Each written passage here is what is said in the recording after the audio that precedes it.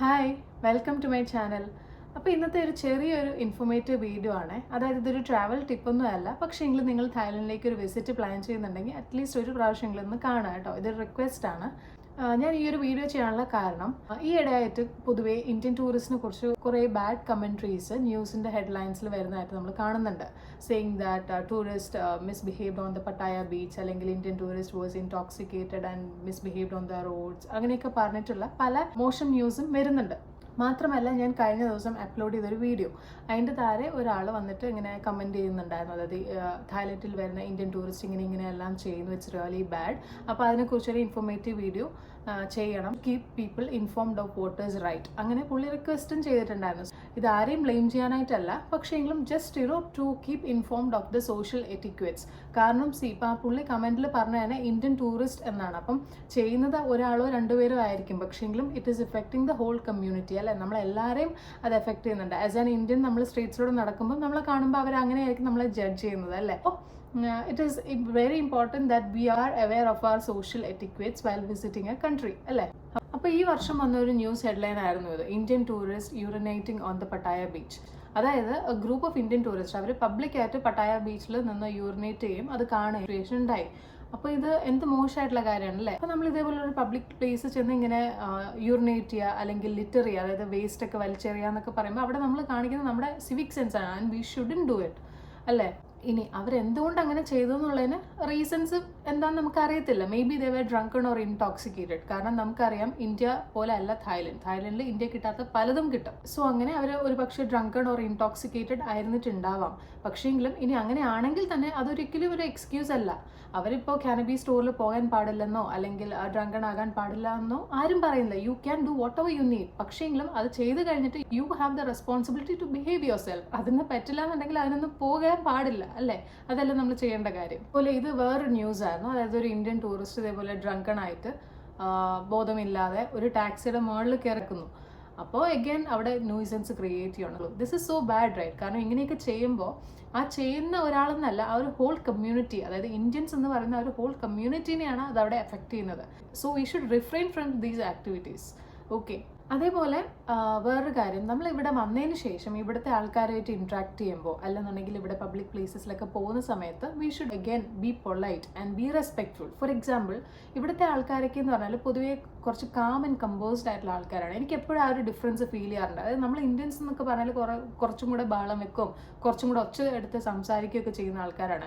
പക്ഷേ ഇവിടുത്തെ ആൾക്കാർ ഇങ്ങനെ പതിയെ സംസാരിക്കുന്ന അങ്ങനത്തെ ആൾക്കാരാണ്. ഈവൻ ഒരു എൻജോയ്മെൻറ്റ് സിറ്റുവേഷൻ ആണെങ്കിൽ തന്നെ അവരുടെ ആ ഒരു വോയിസ് ലെവൽ ലിമിറ്റഡ് ആണ്. നമ്മളെപ്പോലെ ഭയങ്കരമായിട്ട് കിടന്ന് ഹൗളൊന്നും ചെയ്യത്തില്ല. So we shouldn't do that. നമ്മളിവിടെ മോൾസിലൂടെ പബ്ലിക് പ്ലേസസിലൂടെയൊക്കെ നടക്കുന്ന സമയത്ത് നമ്മളും ഒരു പരിധി വരെ നമ്മുടെ വോയിസ് ലെവൽസ് ഒന്ന് കൺട്രോൾ ചെയ്യുക.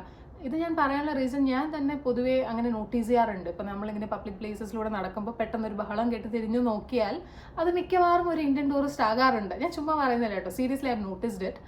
അപ്പോൾ അങ്ങനെയുള്ള കാര്യങ്ങൾ നമുക്ക് ഒരു കുറച്ചൊക്കെ ഒന്ന് കൺട്രോൾ ചെയ്യാം അല്ലേ. നിങ്ങൾ ഒച്ചയെടുത്ത് സംസാരിക്കാനേ പാടില്ല എന്നല്ല കേട്ടോ പറയുന്നത്, അതായത് ഭയങ്കര ബഹളം വെക്കാൻ പാടില്ല എന്നുള്ളതാണ് പറയുന്നത്. പിന്നെ നമ്മൾ എവിടെ പോയാലും, ഇവിടെ വന്നിട്ട് എവിടെ പോയാലും ഇവിടുത്തെ ആൾക്കാരുടെ ആ ഒരു കൾച്ചേഴ്സും കസ്റ്റംസും ഒക്കെ നമ്മളൊന്ന് റെസ്പെക്ട് ചെയ്യുക. അതായത് ഇവിടുത്തെ ആൾക്കാർക്ക് ഈ തലയിൽ തൊടുക എന്നൊക്കെ പറയുന്നത് ഡിസ്റെസ്പെക്റ്റ് ആണ്. അപ്പം നമ്മൾ അവരോട് സംസാരിക്കുമ്പോൾ അവരുടെ ദേഹത്തോ തലയിലൊന്നും തൊടാൻ പോകാതിരിക്കുക.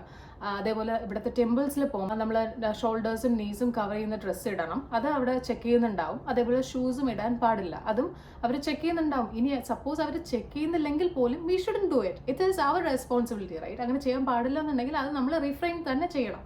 അതേപോലെ നമ്മളിപ്പോൾ ഒരു ഷോപ്പിൽ പോയി ഒരു സാധനം വാങ്ങിക്കുമ്പം ബാർഗെയിനബിൾ ആണെന്നുണ്ടെങ്കിൽ വി ഷുഡ് ബാർഗെയിൻ പൊളൈറ്റ്ലി. കാരണം there have been instances wherein people are bargaining and shouting at the local people. അങ്ങനെയൊന്നും നമ്മൾ ചെയ്യാൻ പാടില്ല അല്ലേ. ഒരു ലോക്കൽ ആൾക്കാരോട് നമ്മൾ വന്നിട്ട് അങ്ങനെ ഷൗട്ട് ചെയ്ത് ബാർഗെയിൻ ചെയ്യുന്നതൊന്നും റൈറ്റ് അപ്രോച്ച് അല്ല.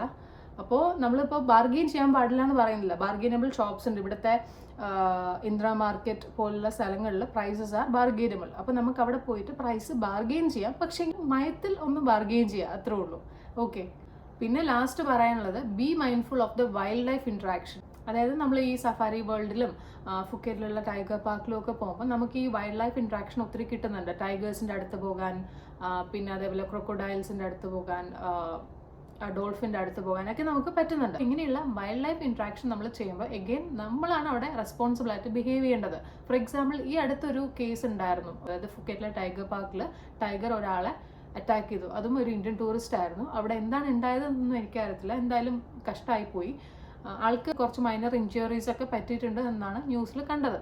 എനിഹൗ, അപ്പോൾ ഞാൻ പറയുന്നത് ഇങ്ങനെയുള്ള ടൈഗേഴ്സിൻ്റെ ഒക്കെ അടുത്ത് നമ്മൾ പോകുമ്പോൾ വി നോ ടൈഗർ എന്ന് പറയുന്നത് ഇറ്റ്സ് എ ബിഗ് ക്യാറ്റ്. അപ്പോൾ അങ്ങനെയുള്ള ഒരു ടൈഗർ അടങ്ങി ഒതുങ്ങി ഇരിക്കുന്നുണ്ടെങ്കിൽ it must be under intoxication അല്ലേ, അല്ലാതെ ചുമ്മാതെയൊന്നും അത് അങ്ങനെ ഇരുന്ന് തരത്തില്ലല്ലോ.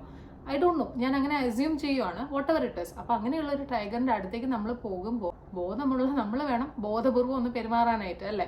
കാരണം നമ്മൾ അതിൻ്റെ അടുത്ത് പോയിട്ട് പ്രൊവോക്കിംഗ് ആയിട്ടുള്ള ആക്ഷൻസ് ഒന്നും കാണിക്കാനായിട്ട് പാടില്ല. അപ്പോൾ അവിടെ കെയർ ടേക്കർ, ടൈഗറിൻ്റെ ആ ഒരു കെയർ ടേക്കർ എന്താണോ കറക്റ്റ് പറയുന്നത് അത് നമ്മൾ അതേപോലെ ചെയ്യുക. വേറെ നമ്മുടേതായിട്ടുള്ള പരിപാടിക്കൊന്നും പോകരുത്. It is very risky. കാരണം ഒരു ടൈഗറിൻ്റെ അടുത്തേക്ക് നമ്മൾ പോകുമ്പോൾ ഇനി എന്ത് സേഫ്റ്റി മെഷേഴ്സ് ഉണ്ടെന്ന് പറയാനും അവിടെ ഒരു റിസ്ക്കും ഉണ്ട് അല്ലേ. അപ്പോൾ തായ്ലൻഡിലേക്ക് ഒരു വിസിറ്റിന് വരുന്ന സമയത്ത്, തായ്ലൻഡിലേക്ക് എന്നല്ല ഏതൊരു കൺട്രിയിലേക്ക് നമ്മളൊരു വിസിറ്റിന് പോകുകയാണെന്നുണ്ടെങ്കിൽ നമ്മൾ ഫസ്റ്റ് ചെയ്യേണ്ട കാര്യം എന്താണ്, അവിടുത്തെ റൂൾസ് അല്ലെങ്കിൽ അവിടുത്തെ കസ്റ്റംസ് അതെന്തായാലും അതിനെ നമ്മൾ റെസ്പെക്ട് ചെയ്യില്ല. ഇപ്പോൾ തായ്ലൻഡിലേക്ക് ഒരു വിസിറ്റ് വരുമ്പം നമ്മളിൽ നിന്നുള്ള എക്സ്പെക്റ്റഡ് ബിഹേവിയർ എന്താണെന്ന് നമുക്കൊരു ഐഡിയ ഉണ്ടെന്നുണ്ടെങ്കിൽ നമുക്കതനുസരിച്ച് ബിഹേവ് ചെയ്യാം, നമുക്ക് ആൾക്കാരെ അതിനനുസരിച്ച് റെസ്പെക്ട് ചെയ്യാം, ആൻഡ് നമുക്ക് നമ്മുടെ ട്രാവല് നന്നായിട്ട് കൊണ്ടുപോകാനും പറ്റും without offending the local people. Correct. അപ്പോൾ it's all about travelling responsibly അല്ലേ. അതായത് we should enjoy our travel to the best. അതായത് നമ്മൾ എല്ലായിടത്തും പോയി എല്ലാം മാക്സിമം നമ്മളവിടെ എൻജോയ് ചെയ്യണം. പക്ഷേ ആ എൻജോയ്മെൻറ്റിൽ നമ്മൾ ബാക്കിയുള്ള ആൾക്കാരുടെ, പെർട്ടിക്കുലർലി ഇവിടുത്തെ ലോക്കൽ ആൾക്കാരുടെ